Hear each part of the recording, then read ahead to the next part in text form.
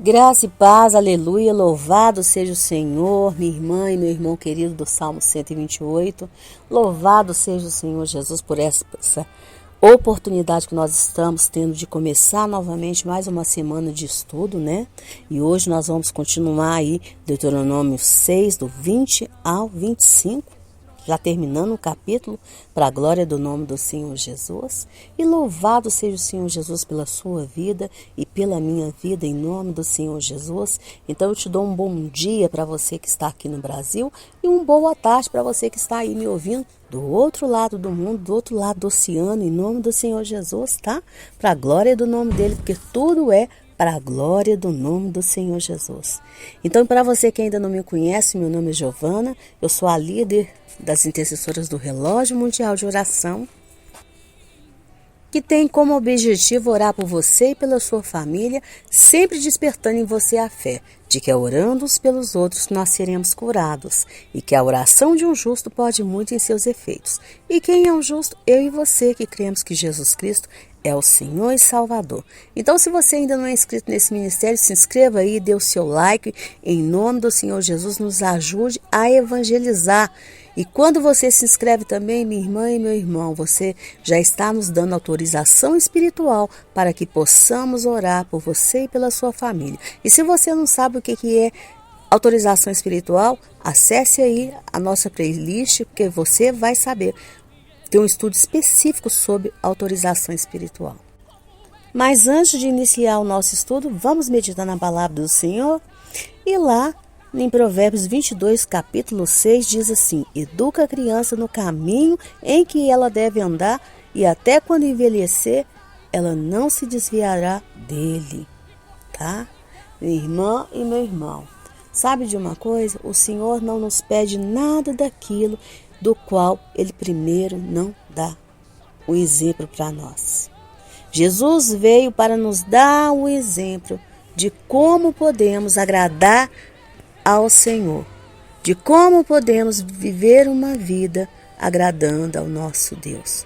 Jesus é o nosso irmão mais velho. Antes de ser o nosso Senhor e Salvador, ele é o nosso irmão mais velho. É olhando para Jesus, para o comportamento de Jesus, que nós vamos saber como agradar ao nosso Deus, Rei e Pai, que é Senhor, que é o Todo-Poderoso, mas também é o nosso Paizinho, que nos ama muito. E esse Paizinho, ele nos manda educar o filho, tá? No caminho que ele deve andar. E esse caminho é o quê? É a presença do Senhor. Eu não sei, minha irmã e meu irmão, o que você está passando para o seu filho. Eu espero que seja os princípios do Senhor, que seja a palavra do Senhor.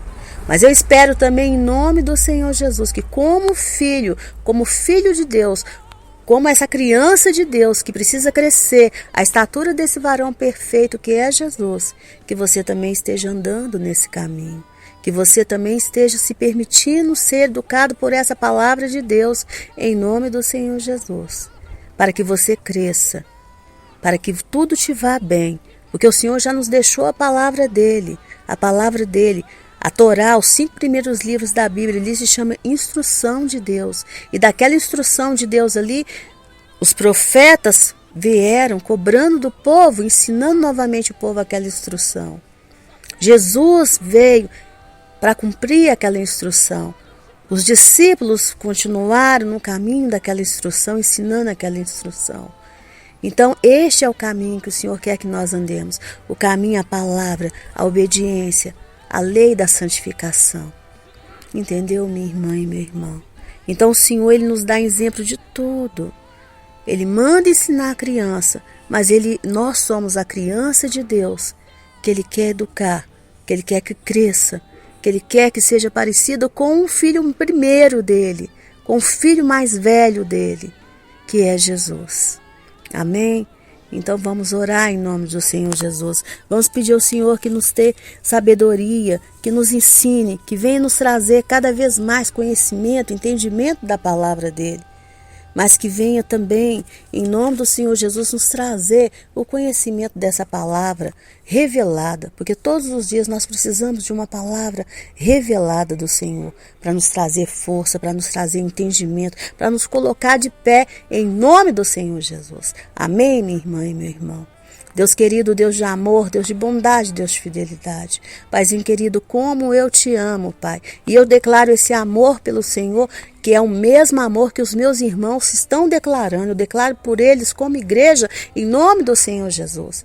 E nessa manhã eu te peço, Pai querido, que o Senhor venha cada vez mais nos fortalecer, para que não somente nós, como toda a nossa casa, venhamos andar nos princípios do Senhor, nos caminhos do Senhor, e sejamos fortalecidos pela palavra do Senhor. Mas que o Senhor venha trazer também para nós essa palavra revelada, essa palavra rema, em nome do Senhor Jesus, para que possamos ter alegria, contentamento nos nossos dias, de dizer: o Senhor me disse, o Senhor falou, e é por essa palavra, por essa profecia que eu vou andar, em nome do Senhor Jesus. Amém, minha irmã? Amém, meu irmão? Então agora vamos ao nosso estudo de hoje. Então, continuando o nosso estudo, e já no finalzinho, do capítulo 6, veja que no versículo 20, Moisés volta novamente a falar da importância de se instruir bem os filhos com os mandamentos do Senhor, exatamente como ele tinha orientado no versículo 7, pois a palavra do Senhor deveria ser ensinada aos filhos o tempo todo. Mas veja que aqui no versículo 20, ele coloca essa pergunta que deveria ser feita pelo filho no futuro, pois é certo que as gerações futuras teriam curiosidade de saber de onde vieram e por que vieram todos os testemunhos, todos os estatutos e todos os juízos que o Senhor tinha ordenado para Israel. É igual o seu filho, minha irmã, e minha irmã vai falar: mãe, por que você ora desse jeito? Mãe, por que você faz isso? Pai, por que você vai na igreja todos os domingos? Então você tem que saber explicar, minha irmã e meu irmão, o motivo da sua fé. Era isso que Moisés estava dizendo para o povo aqui. Então veja que para que este pai tivesse como contar a história desse filho aqui, no futuro, contar a história do povo de Israel, ele tinha que contar a história da escravidão deles de forma bem simples, De forma bem simples. Ele não precisava saber muito, mas ele precisava saber pouquíssimas coisas, mas que iria resumir toda a história do Egito. E aí, ele diz assim, vamos ler aqui. Quando teu filho te perguntar no futuro dizendo: que significam os testemunhos, estatutos e juízos que o Senhor nosso Deus vos ordenou? Então dirás a teu filho: éramos servos de Faraó no Egito, porém o Senhor com mão forte nos tirou do Egito. E o Senhor aos nossos olhos fez sinais e maravilhas grandes e terríveis contra o Egito, contra Faraó e toda a sua casa. E dali nos tirou para nos levar e nos dar a terra que jurara aos nossos pais. E o Senhor nos ordenou que cumpríssemos todos esses estatutos, que temêssemos ao Senhor nosso Deus, para o nosso perpétuo bem, para nos guardar em vida como no dia de hoje. E será para nós justiça quando tivermos cuidados de cumprir todos esses mandamentos perante o Senhor nosso Deus, como nos tem ordenado. Então entenda que ainda que esse pai não tivesse muito conhecimento da Torá ou da história do seu povo, aqui de uma maneira bem simples ele poderia explicar para a sua criança a razão de todos os mandamentos, estatutos e juízos que foram dados ao povo de Israel. Ali no Sinai.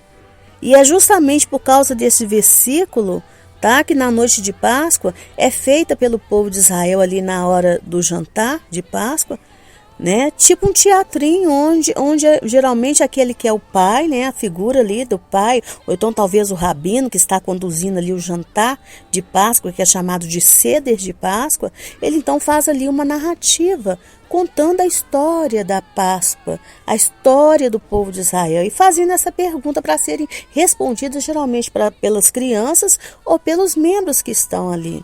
E essa narração, essa narrativa ali da história da libertação do povo do Egito é chamada de Hagadá. É a Hagadá de Páscoa, onde eles contam ali e as crianças vão respondendo e já crescem ali sabendo como que foi a libertação, como se deu. E um texto que eles falam muito ali, o Senhor nos tirou com mão forte do Egito. Então as crianças já crescem sabendo assim que foi com mão poderosa do Senhor. Que foi com mão poderosa do Senhor. As crianças crescem sabendo que eles eram escravos ali, que eles estavam tendo uma vida de amargar, mas o Senhor teve misericórdia e os tirou dali com mão poderosa, com mão forte. Mas qual é a sabedoria, então, que o Espírito Santo quer nos trazer para os dias de hoje? Bem, quando nós olhamos para esse texto aqui, que foi ensinado por Moisés, né? Para que este pai dissesse a seu filho o motivo pelo qual Deus tinha dado todos os mandamentos, todos os estatutos e juízos para Israel, então nós vemos que o texto é muito simples, né? Pois ele diz aqui de uma maneira bem simples, olha, nós éramos escravos, éramos servos de Faraó no Egito, porém o Senhor com mão forte nos tirou do Egito. Ele começa assim no versículo 21, dizendo dessa forma. Então eu não vou ler o texto aqui de novo, mas se você vê aí que o texto, ele é pequeno. Ele é simples, mas ele é esclarecedor.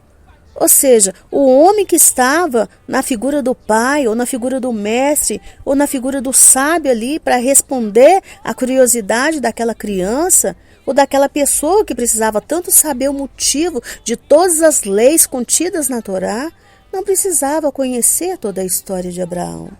Né? Não precisava de conhecer como que foi que Abraão foi chamado, como que Abraão viveu, como que Abraão morreu, e nem tampouco precisava conhecer toda a história de Jacó, a história de José, a história das 12 tribos, a história de Josué, como as tribos de Israel se formaram, como elas foram divididas. Não precisava de saber de nada disso, gente, não precisava. Eles precisavam simplesmente saber do simples e do básico, tá? Nós éramos escravos de Faraó no Egito, mas o Senhor nos tirou de lá com mão forte, com mão poderosa. Isso qualquer pessoa pode saber. Então, às vezes, minha irmã e meu irmão, nós pensamos, nós colocamos na nossa mente que para falar das coisas de Deus, nós precisamos ser muito conhecedores de Bíblia, muito conhecedores da Torá, né? Muito conhecedores da língua hebraica, do grego. Tem pessoas que acham que precisa até entender do aramaico. Precisa, né? Nós precisamos, minha irmã, de muito pouco. Acha que precisa entender aqueles personagens, fazer uma análise profunda, uma análise psicológica, né? Eu já vi até pessoas pregando e falando, eu estou fazendo uma análise psicológica de Davi, uma análise psicológica de Abraão. As pessoas acham que precisam disso, minha irmã e meu irmão. E não precisamos. Nós precisamos de algo muito simples e básico, que o Senhor nos deixou escrito lá no Evangelho de João 3,16, porque o Espírito Santo é que conduz a igreja, que Deus nos amou de tal maneira que enviou o seu Filho único, para que todo aquele que nele crê não pereça, mas tenha a vida eterna. E precisamos contar realmente o que o Senhor tem feito por nós a cada dia, o nosso testemunho de vida, como que é o nosso relacionamento com o Senhor. Porque esse relacionamento não mente. Uma pessoa que tem relacionamento com o Senhor, ela tem, pronto, e você vai ver que ela tem. Quem não tem, não tem, gente. Não tem como fingir. Finge por um tempo, mas depois a máscara cai. Entendeu? Então você vai saber ali. É isso que nós, igreja gentílica, precisamos. Esse é o nosso básico. O básico para Israel aqui era este. Para nós, não. O nosso básico de igreja gentílica é este. Porque o que é igreja gentílica? Uma igreja que é formada por um povo que não é de Israel. Tá? Que não é de Israel. Foi enxertado na oliveira, mas não é de Israel. Não é. E que talvez nem conhece toda a história de Israel. Não sabe talvez nem onde fica direito. Não sabe nada sobre esses conflitos todos que Israel está aí metido. Não sabe nada. Essa é a igreja gentílica do Senhor. Mas que pelo básico pode anunciar, sim, a palavra de Deus. Pode anunciar. Parte da igreja gentílica tem feito um trabalho teológico muito bom, porque está crescendo em conhecimento, está se aproximando de Israel, está tendo conhecimento de toda a história, está sabendo explicar Cristo dentro do contexto judaico da fé, mas outros não. Outros não têm esse conhecimento, essa visão, mas dentro do básico pode sim pregar Cristo, porque é importante que Jesus chegue ao conhecimento de todos. E o básico é: Deus amou o mundo de tal maneira que deu o seu único Filho, para que todo aquele que nele crê não pereça, mas tenha salvação, tenha vida eterna. Porque o nosso Deus, Ele não é só de Israel. Ele é de Israel, mas Ele é das nações. Ele ama Israel, o filho primogênito para Ele, mas ama as nações, ama todos os povos. E Ele quer muitos filhos. É muitos filhos. É muitos. E muitos filhos que se pareçam com o filho primogênito que é Jesus. Israel é primogênito das nações, mas Jesus é o filho primogênito de Deus, do qual nós temos que crescer a estatura dele, o varão perfeito. Amém, minha irmã? Amém, meu irmão? Então eu espero ter te abençoado muito com esse estudo e que você verdadeiramente, em nome do Senhor Jesus, entenda isso, que você não precisa, tá? Quando eu converti, uma das coisas que eu falei com o Senhor: Senhor, me ajuda a conhecer a Tua Palavra, me dê conhecimento da Tua Palavra, porque eu quero tanto conhecer a Tua Palavra. E naquele dia ali, eu fui batizada com o Espírito Santo.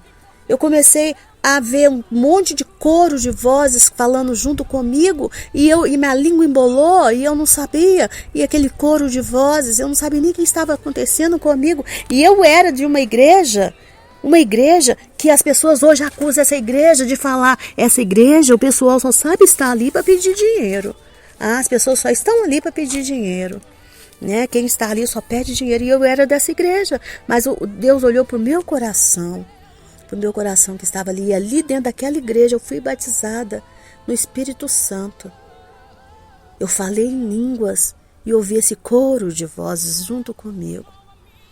E depois que eu ouvi esse coro de vozes, eu tive força e eu fui ali naquele dia para despedir do Senhor, porque eu não estava aguentando, na minha inocência, eu não estava aguentando a perseguição que eu estava sofrendo dentro da minha própria casa, porque eu tinha aceitado Cristo no meio de uma família totalmente católica. E eu fui ali para despedir do Senhor. Eu falei: Jesus, eu não aguento, eu estou sofrendo muita perseguição dentro da minha casa, no trabalho, muito deboche, eu não aguento. Jesus, eu te amo, mas eu não vou voltar mais aqui não, porque eu não aguento mais isto.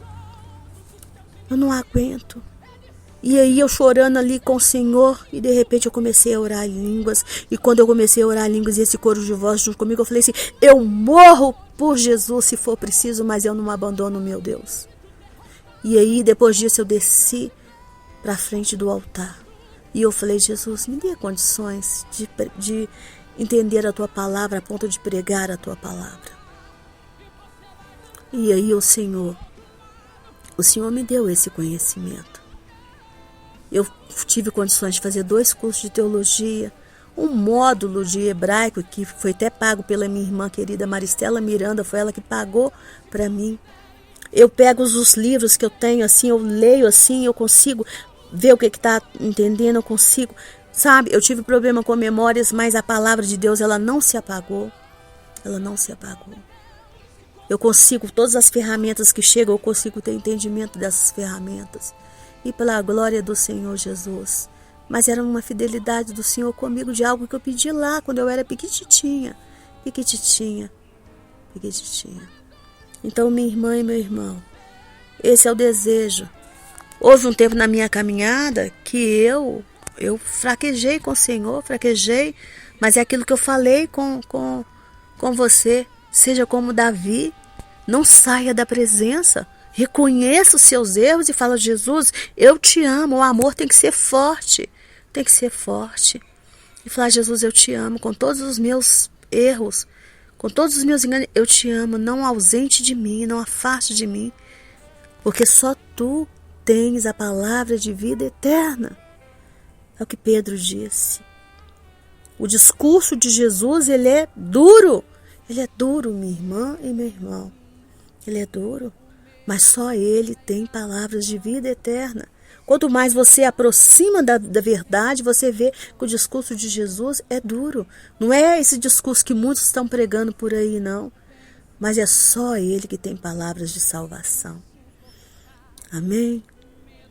Então que você possa todos os dias pregar essa palavra de salvação.